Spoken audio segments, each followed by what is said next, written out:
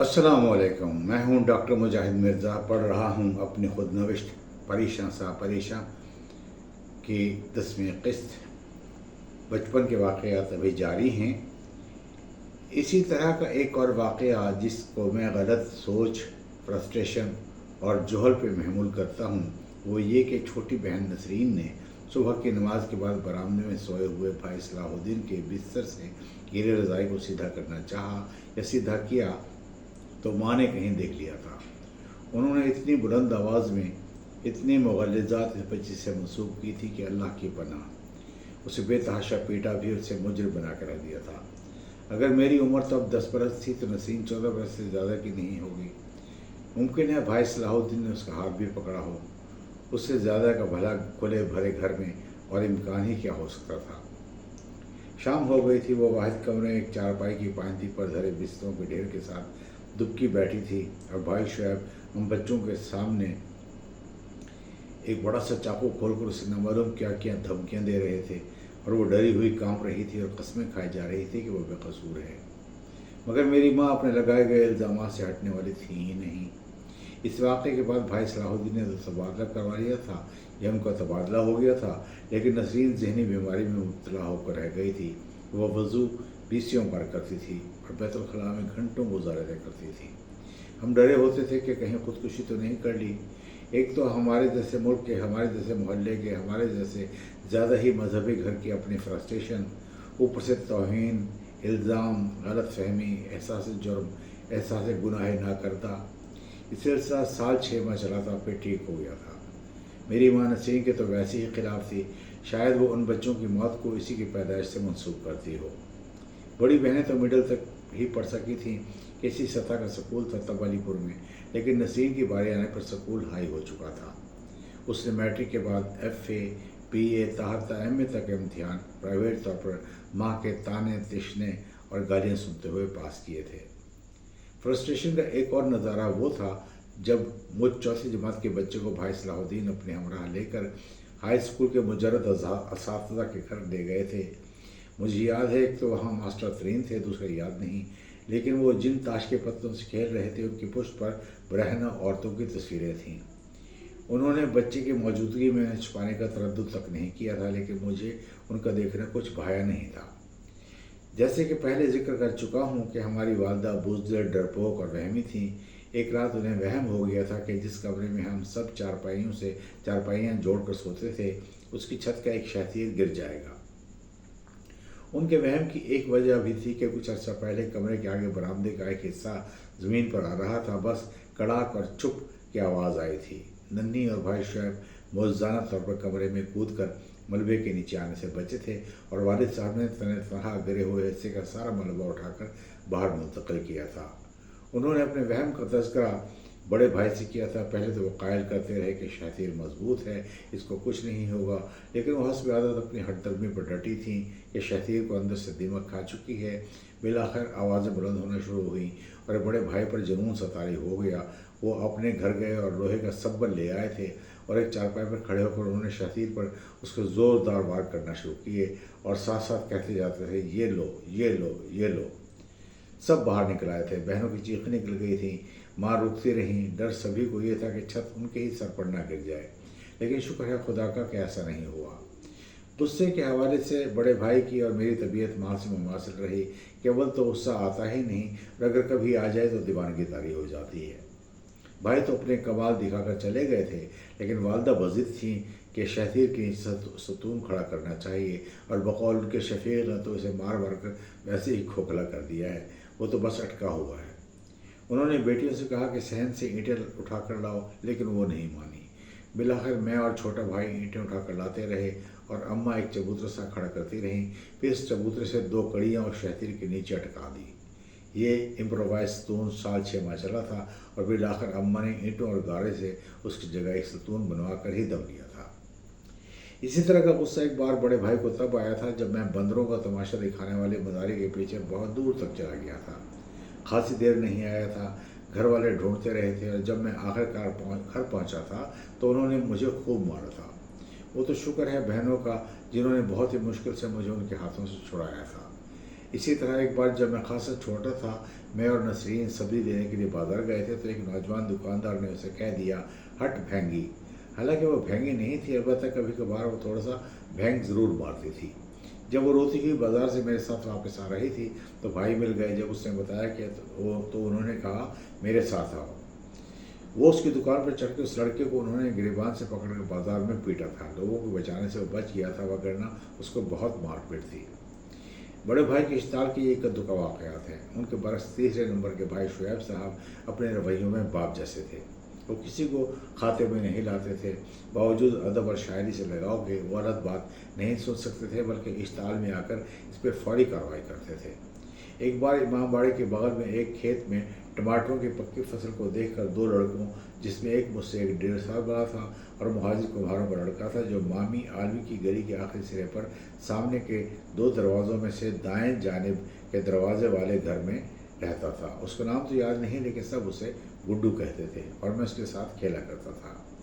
بھاگنے دوڑنے والے کھیل نہیں، بلکہ بیٹھ کر کھیلے جانے والے کھیل۔ اور دوسرا لڑکا اسی کھیت کے سامنے والے کسی گھر کے سیدوں کا بیٹا تھا، نے مجھے کہا کہ تم مٹی سے بنی کھیت کی دیوار کے باہر کھڑے ہو کر اپنی جھولی پھیلا لو۔ میں نے ایسا ہی کیا۔ وہ دونوں کھیت میں کود گئے اور ٹماٹر توڑ توڑ کر میری جھولی میں ڈالتے رہے۔ اتنے میں مالی آ گیا۔ اس نے للکارا تو یہ دونوں تو بھاگ گئے، مگر میں ٹماٹروں کی جھولی بھرے کھڑا رہ گیا۔ مالی نے میرے گالوں پر 2 تھپڑ رسید کیے اور جھٹک کے میرے دامن سے ٹماٹر زمین پر بکھرا دیے تھے۔ میں روتا ہوا گھر گیا تھا۔ بھائی شعیب غصے سے بھنائے ہوئے مجھے ساتھ لے کر مالی کے پاس پہنچے تھے۔ وہ انہیں دیکھتے ہی کانپنے لگا تھا اور ہاتھ جوڑ کر بولا تھا، جناب مجھے معلوم نہیں تھا کہ یہ بچہ آپ کا بھائی ہے، اور ساتھ ہی میری جھولی ٹماٹروں سے بھر دی تھی۔ چھمن کے گھر کے سامنے سڑک کے دوسری طرف دکانوں کے اوپر ایک چوبارہ تھا جس پہ عظیم الدین نام کا بڑبھونجا نیارے رہتا تھا۔ اس نے ایک بار بڑے بھائی کو کوئی اس قسم کی بات کہہ دی کہ تم نے اوپر چوبارے میں ہمارے کسی عورت پر میلی نگاہ ڈالی ہے۔ وہ میری طرح امن پسند اور شریف النفس شخص سے کچھ کہے بغیر آ گئے۔ جب بھائی شعیب کو اس بات کا معلوم ہوا تو آؤ دیکھا نہ تھاؤ ایک چارپائی اٹھائی اور ان کے چوبارے کے عین سامنے سڑک کے اس طرف بچھا کر للکارا، چڑھاؤ اپنی عورتوں کو چوبارے پہ، میں انہیں آنکھیں ماروں گا، پھر مجھ سے بات کرنا۔ وہ چارپائی پر آلتی پالتی مار کر بیٹھ گئے تھے، مگر اس سے ہمت نہیں ہوئی تھی کہ سامنے آتا ہے چوبارے سے سر نکال کر دیکھتا۔ وہ شام تک اسی طرح وہیں بیٹھے رہے اور سگریٹیں پھونکتے رہے۔ بالآخر خود عظیم الدین اور ان کی برادری کے 2 ایک بزرگ آئے۔ انہوں نے منت کی، معذرت کی اور پھر بھائی صاحب نے خوب سنا کر مورچہ چھوڑا تھا۔ بھائی شعیب بے روزگار تھے۔ انہیں اس زمانے میں خزانہ ڈھونڈنے اور کیمیا گری کا شوق بھی چرایا تھا۔ آدھا صحن کھود کر خندقیں بنا ڈالی تھیں، آگ جلا کر طرح طرح کے تجربے کرتے تھے۔ نہ تو خزانہ ہاتھ لگا اور نہ ہی کیمیا گری کارگر ہوئی، لیکن انہوں نے ابا کی مخالفت مول لے لی تھی جو انہیں جلی کٹی سناتے رہتے تھے۔ عید کا روز تھا، سگریٹ کے پیسے ہوتے نہیں تھے ان کے پاس، ابا دیتے نہیں ہوں گے، مگر وہ ابا کا حقہ پیا کرتے تھے۔ سب لوگ عید کی گہما گہمی میں مصروف تھے۔ انہوں نے نسرین کو کہا حقہ تازہ کرو۔ وہ نئے کپڑے اور نئی چوڑیاں پہنی عید منا رہی تھی، نہیں چاہتی تھی کہ حقہ تازہ کرے۔ تھوڑا سا ٹھنٹھنائی، بھائی نے اسے بازو سے پکڑ کر حقے کی طرف دھکیلا تو اس کی 2-4 چوڑیاں ٹوٹ گئیں اور وہ رونے لگی۔ ایک تو ابا کو سبھی باپوں کی طرح بیٹیاں بیٹوں سے زیادہ اچھی لگتی تھیں، دوسرے بے روزگار بیٹے نے عید کے روز لڑکی کا دل دکھا دیا تھا۔ ابا نے حقے کو نڑی سے پکڑا اور فٹ سے ٹکرا کر پاش کر دیا۔ ساتھ ساتھ کہتے جاتے تھے، لو پیو حقہ، لو پیو حقہ۔ ساری عید کا مزہ کرکرا ہو گیا تھا۔ بھائی غصہ اور رونے کے ساتھ بے حد ضدی بھی تھے۔ انہوں نے کہا کہ پیوں گا تو یہی حقہ پیوں گا۔ انہوں نے اس کے ٹکڑے اکٹھے کیے اور ایک چارپائی پر بیٹھ گئے۔ ایک چھری کی مدد سے کئی دنوں کی مشقت اور نماک سے انہیں جوڑا اور اس پہ لپٹی تاروں کے بکھرے جال کو اس پر مڑھا، اور جب تک اسی حقے سے دھوئیں نہیں اڑا لیے وہ گھر سے نہیں نکلے تھے۔ ہم میں سے کوئی ان کے قریب جانے کی کوشش کرتا تو وہ چھری دکھا کر کہتے کہ ادھر مت آنا۔ اپنے غصے اور مستحکم مزاجی کے باوجود میرے یہ بھائی ایک اچھے شاعر، اچھے مصور اور اچھے ادیب تھے۔ مصوری تو بس شوقیہ چیلنج بھی کی جاتی تھی، جن میں سے ایک تو کسی کتاب کے اندرونی صفحہ پر ان کے ہاتھ سے بنا بھیڑوں کے گلے اور گڈریے کا پینسل اسکیچ تھا، اور دوسرا نمونہ جو میرے دیکھنے میں آیا تھا وہ یہ کہ کسی نے بھائی صلاح الدین کو ایک کارڈ بورڈ پر ایک ہی لڑکی کے مختلف اسکیچ بنانے کی اس لیے فرمائش کر دی تھی کہ وہ ڈرائنگ ماسٹر تھے، مگر وہ ہرگز بھی مصور نہیں تھے، اس لیے بڑے جزبوز تھے۔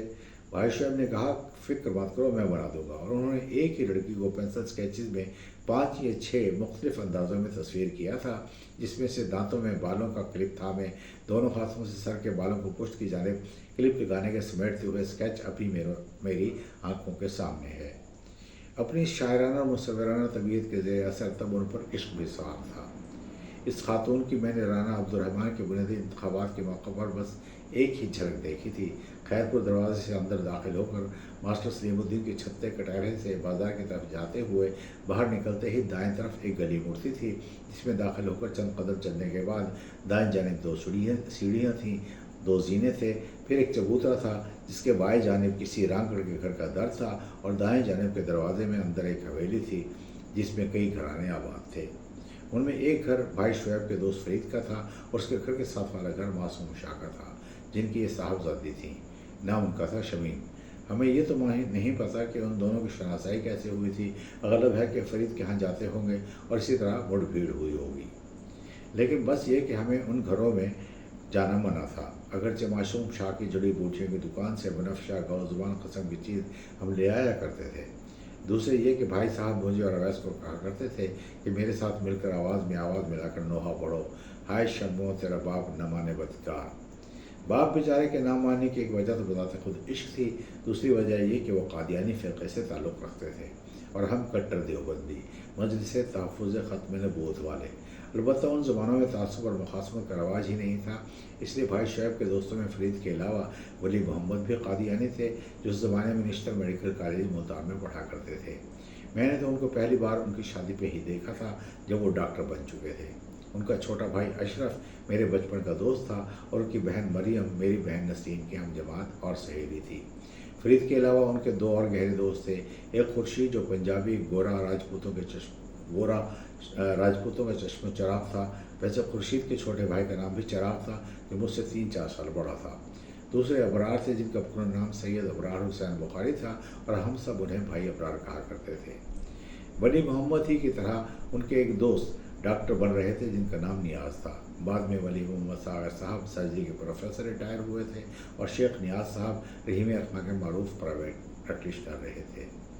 बड़े भाई के दोस्तों में एक का नाम अब्दुल रहीम था, जो शायद राजमिस्त्री थे या छोटे काश्तकार। दूसरे अब्दुल करीम थे, जो कुम्हारों वाली मस्जिद के मौलवी साहब के बड़े बेटे थे, और तीसरे हाफिज लतीफ़ साहब, जो पेशे के सर्राफ थे। जिस तरह बड़े भाइयों की ज़ाती ज़िंदगी के बारे में ना तो इल्म था और ना ही दिलचस्पी, इसी तरह उनके दोस्तों से भी बस ताज़ीम और खौफ का मिला जुला ताल्लुक़ था। बस एक बार याद है कि मशहूर हुआ था कि अब्दुल करीम ने नाकू घड़ियाल मारा है। छोटी नहर के पास ये घड़ियाल रखा हुआ था, मैं भी देखने गया था। पता नहीं मुझे एक ख्याली कहानी इस वाक़े से मनसूब क्यों लगती है कि ये एक लड़की थी जो देखते देखते घड़ियाल बन गई और हमले के लिए अब्दुल करीम की जानिब बढ़ी तो उसने उसे गोली मार दी थी। बहुत बाद में जाकर मालूम हुआ था कि घड़ियाल मारने वाला अब्दुल करीम दूसरा था, जो ज़ात का लशारी और पेशे से वकील था।